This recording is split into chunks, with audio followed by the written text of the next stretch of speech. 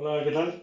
Bien, vamos a ver en este vídeo los circuitos para la savia. Habíamos visto que la ley de Poiseuille, ¿vale? Era aquella que al moverse la savia en un conducto de radio R, pues producía una distancia L, producía una pérdida de presión por rozamiento y si no había turbulencias podíamos calcularlo mediante esta ley. Si el radio era muy pequeño, era un capilar para la savia o un capilar sanguíneo, pues la viscosidad se volvía cada vez más importante, la pérdida de presión por viscosidad se volvía más importante y la pérdida de presión era cada vez mayor. Vamos a tratar de analizar esta ley y la clase de hoy va a ser bastante interesante de la siguiente manera. Recuerden que habíamos visto en el tema de fluidos ideales sin utilizar el rozamiento que este tipo de circuitos sanguíneos explicaban por qué la presión de la sangre era más pequeña en la cabeza que en los pies, pero que no se perdía presión. Digamos que era como estas montañas rusas que no tienen rozamiento el vagón y se quedan pues hasta el infinito haciendo esto así, transformando energía cinética y energía potencial. Aquí habíamos puesto en todo este circuito la viscosidad cero y luego habíamos hecho un cálculo de cuánto se perdía de presión por ciclo. Ahora vamos a hacer otro tipo de estudio. Vamos a suponer que nuestro personaje en estudio está tumbado. Este es como un sarcófago, un señor aquí tumbado. Y está todo a la misma altura, a la misma energía potencial. Y entonces vamos a ver cómo se mueve con rozamiento, pero sin que suba o baje para que no gane energía potencial y pierda presión, sino solo, digamos, hicimos la foto con viscosidad cero, ganancias y pérdidas de presión, y ahora vamos a hacer la foto con viscosidad positiva, pero sin mover la altura. A ver si sacamos una especie de idea de lo que está sucediendo. También se puede interpretar de la siguiente manera. Imagínense que tengo un árbol, aquí tengo una rama, pues una de las ramas laterales del árbol, el árbol tiene varias ramas, pues una de las ramas laterales del árbol, voy a estudiar cómo se mueve la savia sin que ganara altura, pero con rozamiento. Bien, esto que nos va a dar una idea de una visión de cómo funciona todo eso, pues también tiene su interés por el tema de lo que vamos a llamar circuitos para la savia, circuitos para la sangre, y que hay que resolver circuitos hidráulicos, que son circuitos hidráulicos, que tienen una analogía muy fuerte con la electricidad, aunque no tiene nada que ver en principio con la electricidad, pero van a poderse definir también la potencia del circuito y una serie de factores muy interesantes. Si yo tomo la ley de Poiseuille, el de la pérdida de presión por viscosidad, y multiplico por el área arriba y abajo, no he cambiado nada, V partido por área aquí, área es el área de la cañería,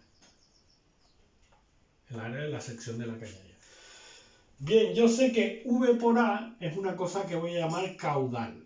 Habíamos dicho que el flujo era la cantidad de masa que atravesaba la unidad de tiempo, el área, y se acuerdan que era ρ A por V. De aquí sacamos la ley de área. Pues bien, si yo divido el flujo por la densidad, puedo definir lo que se llama caudal. El caudal, digamos que si el flujo son kilos por segundo, el caudal son litros por segundo. Solo atendemos a volumen, que no está nada mal, porque los fluidos que estamos trabajando no se pueden comprimir, entonces pues es también bastante cómodo. Entonces el caudal, en este caso, es área por velocidad. Como estamos trabajando con velocidades medias, para nosotros el caudal va a ser área por velocidad media. Y las unidades del caudal van a ser metros cúbicos por segundo en el sistema internacional. O litros por segundo si es el de química, si es el de P por V en RT. Bueno, si yo multiplico este pequeño paréntesis recordatorio, si lo aplico aquí, veo que Q por A es el caudal, entonces me encuentro que esto es 8 eta por L, partido por R cuadrado, el caudal partido por el área. ¿De acuerdo? Pero resulta que delta de P, si escribo esto un poquito más compacto, 8 eta L partido por R cuadrado, el caudal y el área de un círculo es pi r al cuadrado. Pi r al cuadrado. Pues escrito de una manera mucho más compacta, puedo escribir como 8 eta L partido por pi r a la cuarta por el caudal. Bueno, ¿y si despejo el caudal? Pues si despejo el caudal, me sale lo siguiente. La cantidad de litros por segundo que va en el circuito es como la pérdida de presión partido por una cantidad que pasa toda esta cantidad dividiendo, que la voy a poner así, pi r a la cuarta. Bien, esta forma compacta para la ley de Poiseuille, en el caso de la cañería de sección circular, pues resulta que es bastante interesante porque nos va a permitir, vamos a ver si borramos aquí, definir una manera mucho más compacta para poder estudiar los circuitos hidráulicos, los circuitos que usan las aves, los árboles o los sanguíneos en los diferentes animales. Esto es Q por delta de P y lo voy a llamar resistencia, R mayúscula. Y esta resistencia es igual a todo este término de aquí, que es 8 veces la viscosidad, la longitud, partido por pi r al cuadrado. Miren que la resistencia no depende de la cantidad de caudal que hay, ni la presión que se pierde, sino que solo depende de la geometría, ¿vale? Depende únicamente de la geometría y del material. Material y de la geometría, no depende de las condiciones. Y eso es interesante porque si yo tengo un circuito de tal material con tal forma, ya puedo definir una resistencia. Si le pongo más caudal o menos caudal, pues voy a perder más presión o menos presión. Pero esto solo depende del material y de la geometría. Es decir, para la savia o para un circuito hidráulico industrial o para una persona, los capilares de su sangre, definiendo el material y la geometría, ya puedo definir una resistencia.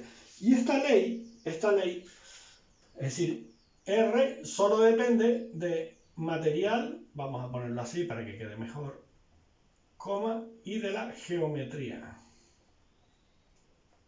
Y esta ley de aquí, es análoga a una ley de electricidad que es la ley de Ohm, que no sé si la han visto, supongo que sí, o les suena, de bachiller.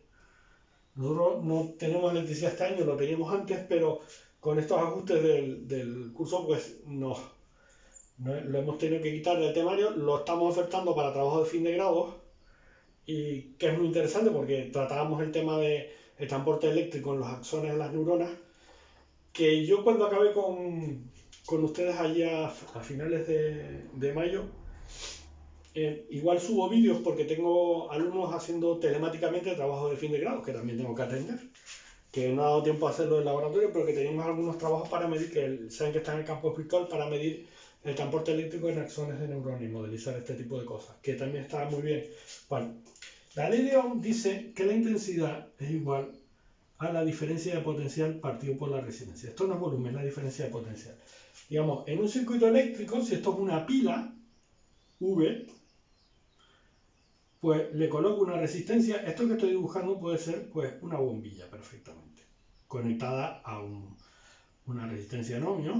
La unidad de la resistencia está en ohmios. Aquí no son ohmios, sino tiene unas unidades más curiosas del caudal, pero bueno. Y el voltaje en voltios.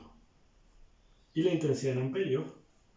Pues la corriente pasa por aquí con una intensidad de corriente que son los amperios. Un amperio es un culombio partido por un segundo, es decir, las unidades de la intensidad son los amperios. Esto de aquí pues sería como una bombilla. Entonces la regla ya la quitamos, ya la tenemos definida.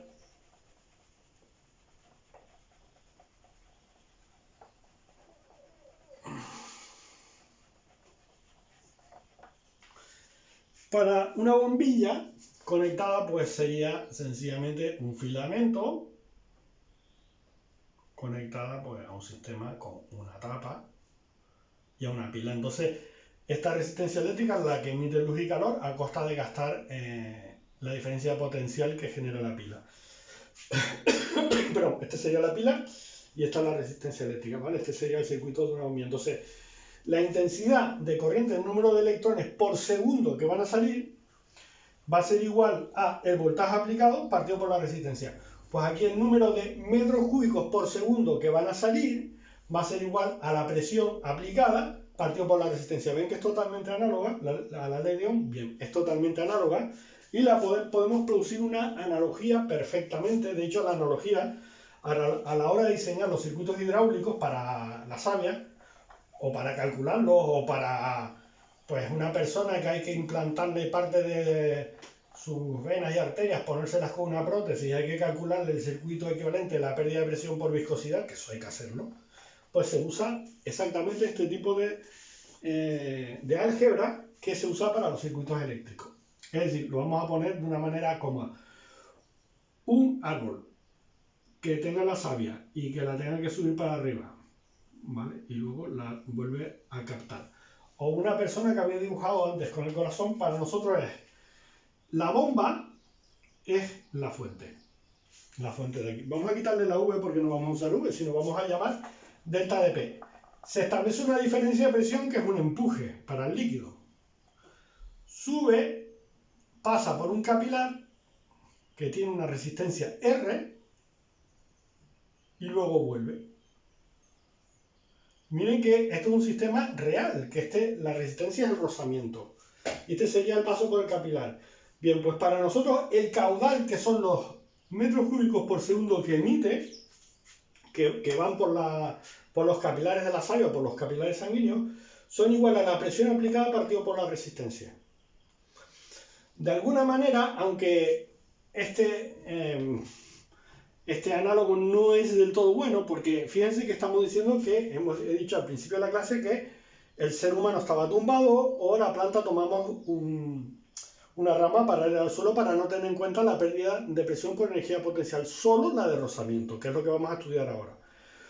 Pero como la pérdida de presión es difícil de reflejar, a veces, miren lo que estamos haciendo, estamos poniendo que una analogía, una bomba de agua sube el agua a una cierta altura y entonces gana una energía potencial, un delta de P, y esa energía potencial, que lo he llamado delta de P, pero realmente es un rho-GH, la pierde en rozamiento, en caer una cascada y la bomba lo vuelve a subir. Esto es lo que hace el corazón, que digamos que lo que pasa es que no sube la sangre, pero digamos que hay una pérdida de presión debido al rozamiento, y lo que vamos a hablar es la de rozamiento. Esto es una analogía, pero ojo, nuestro modelo es el del hombre tumbado en el suelo o la rama paralela al suelo. No estamos teniendo en cuenta la pérdida de presión por ganar altura del caso del fluido ideal, sino solo por rozamiento. ¿De acuerdo? Esto es lo que hace. Entonces la bomba es como la pila, que emiten los electrones, pasan a través del filamento, producen luz, calor,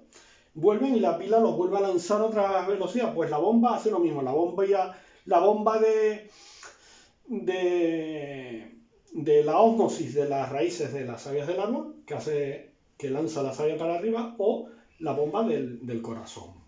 Entonces aquí produce el delta de P, coge la savia, la lanza a más presión, produce un caudal y una resistencia.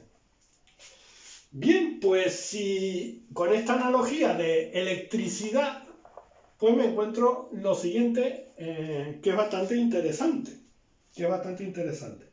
Tenemos el caudal para una persona, la sangre que se emite es 0,8 por 10 a la menos 4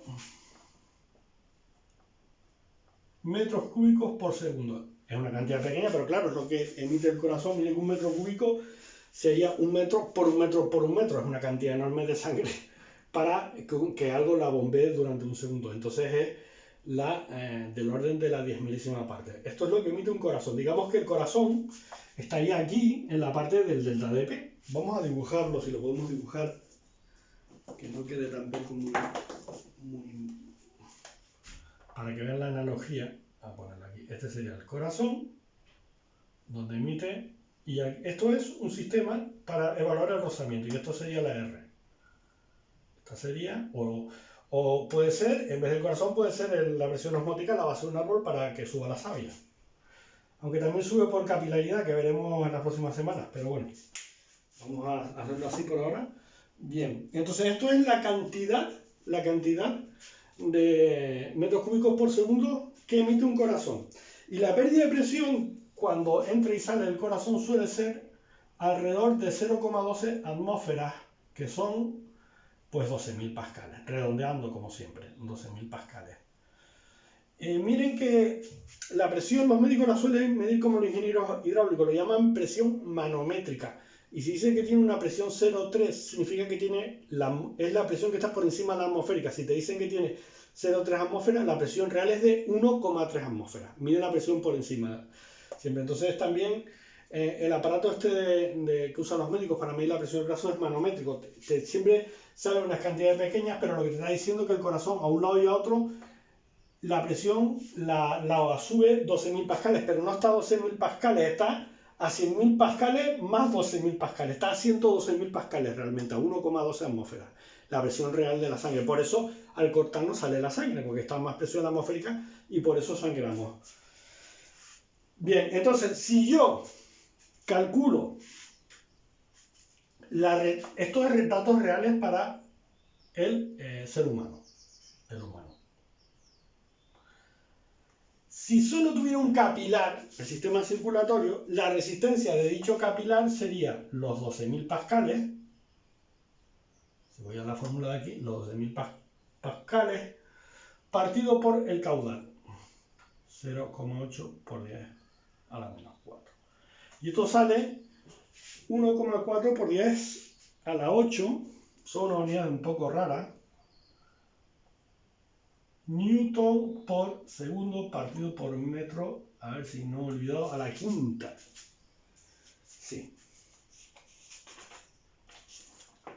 Esos son las especies. Si el sistema circulatorio humano fuera solo un corazón y solo un capilar, el capilar tendría que tener esta resistencia.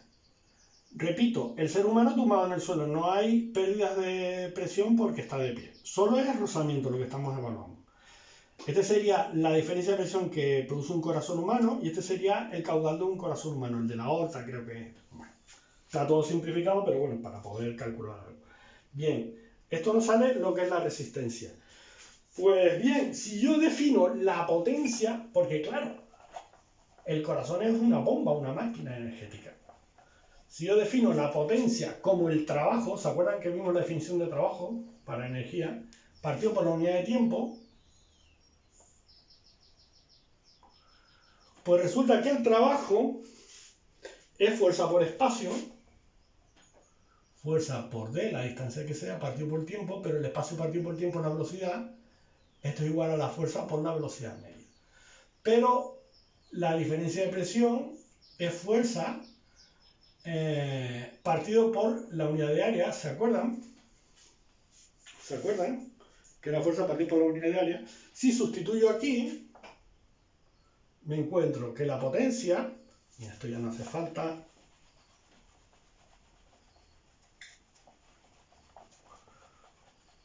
que la potencia es delta de P por A y por V. Pero A por V es el caudal. Entonces me encuentro que la pérdida de presión por el caudal es la potencia del corazón. Y esto está bien, es muy interesante porque al igual que en la electricidad había intensidad igual a diferencia de potencial partido por resistencia, la potencia de un circuito eléctrico era I por V, que eran los vatios de la bombilla. Esto es una nota de electricidad.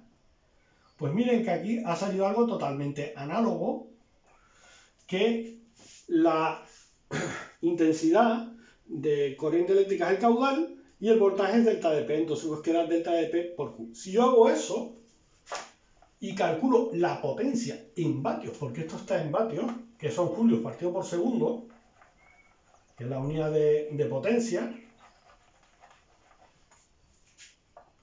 la unidad de la potencia es el vatio. que es un julio partido por un segundo. Energía partido por tiempo. Pues si calculo eso y calculo los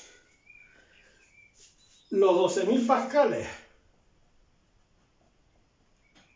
lo multiplico por el 0,8 por 10 a la menos 4, me sale una potencia de un corazón humano de 1,1 vatios. Fíjense qué curioso. 1,1 vatios. Ya vamos a hacer unos números bastante curiosos. Fíjense lo siguiente. El ser humano es también una máquina. Es una máquina térmica. También teníamos un tema de termodinámica que quitamos, se tuvo que quitar. Le calculamos la entropía y el funcionamiento de los seres vivos como máquinas. ¿Vale? Bueno. Pero bien. Miren, el ser humano es una máquina. En general, la potencia total, es decir, la energía en la unidad de tiempo, porque está siempre gastando energía, está siempre alimentándose y gastando energía, entonces tiene una potencia, una serie de vatios. La potencia de un ser humano es alrededor de 100 vatios. De 100 vatios.